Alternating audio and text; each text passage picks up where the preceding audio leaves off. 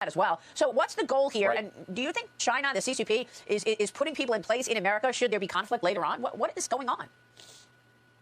Yeah, well, I think it's twofold, Maria. One is that they want the message out loud and clear to Chinese dissidents. These are Chinese Americans, oftentimes, by the way, not just Chinese nationals that have escaped, that you don't dare. You do not dare oppose the regime, that the long arm of the Chinese Communist Party will hunt you down and will find you.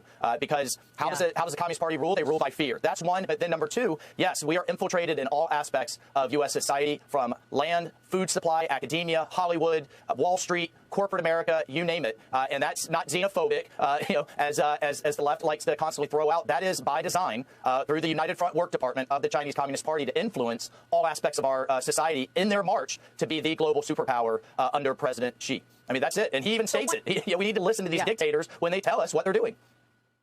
Well, credit you, Maria, for exposing this months ago, and finally we now got some arrests in it. And certainly it just shows you how sensitive China is to dissent. I mean, we're talking about American citizens here who expose their views about some of the problems in China.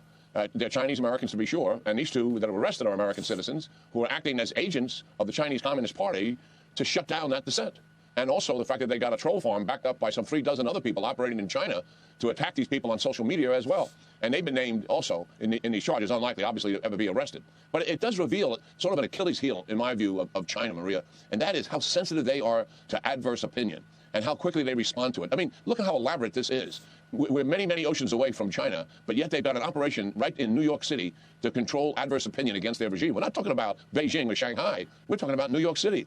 And I think as a result of that, our government can do more in terms of our own influence operations against China, to expose their repression inside of China, to expose this incident to the people in China, to expose their intimidation and aggression against Taiwan and other countries on a regular basis. I know we do some of this, but I'm talking about something that's more coordinated, more aggressive, and somewhat unrelenting itself. And the reason is China, the fact that they react so strongly to adverse opinion shows you that they're trying to protect themselves because they know their vulnerability. The thing that they fear more than anything are their own people. They fear their own people more than they fear the United States and their adversaries, for sure. And this sort of reveals how much that fear really is.